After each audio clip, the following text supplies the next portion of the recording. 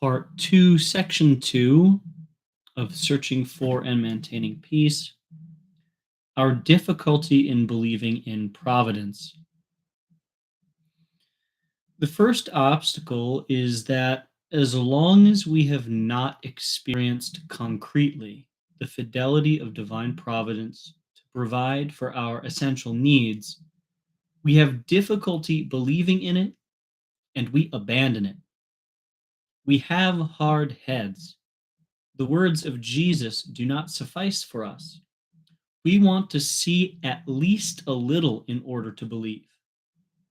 Well, we do not see it operating around us in a clear manner. How then are we to experience it? It is important to know one thing. We cannot experience this support from God unless we leave him the necessary space in which he can express himself. I would like to make a comparison.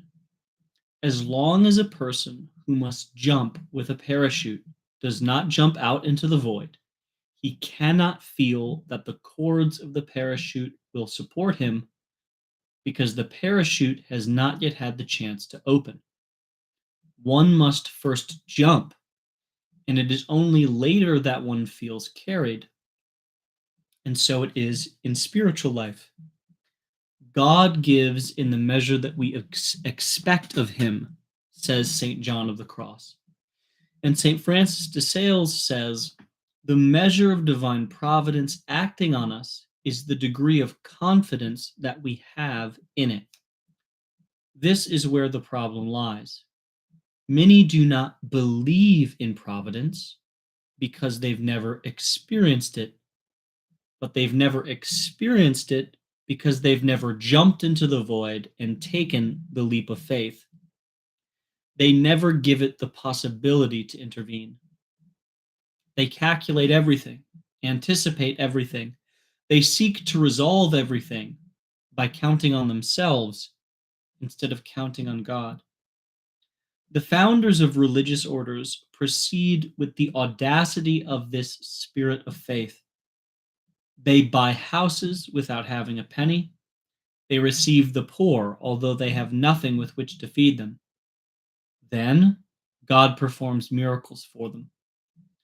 The checks arrive and the granaries are filled. But too often, generations later, everything is planned, calculated. One doesn't incur an expense without being sure in advance to have enough to cover it. How can providence manifest itself? And the same is true in the spiritual life.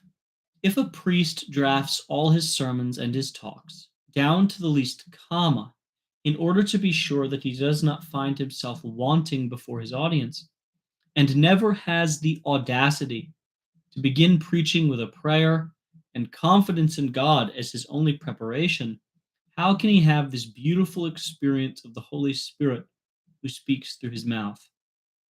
Does the gospel not say, do not worry about how to speak or what you should say, for what you are to say will be given to you when the time comes?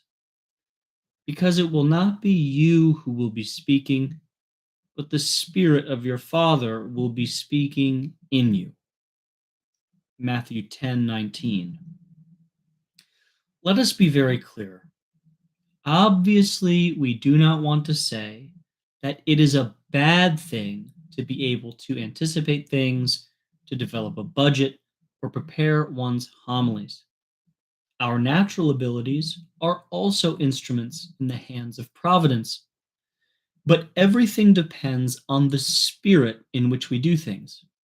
We must clearly understand that there is an enormous difference in attitude of heart between one who, in fear of finding himself wanting because he does not believe in the intervention of God on behalf of those who lean on him, programs everything in advance to the smallest detail and does not undertake anything except in the exact measure of its actual possibilities, and one who certainly undertakes legitimate things, but who abandons himself with confidence in God to provide all that is asked of him and who thus surpasses his own possibilities.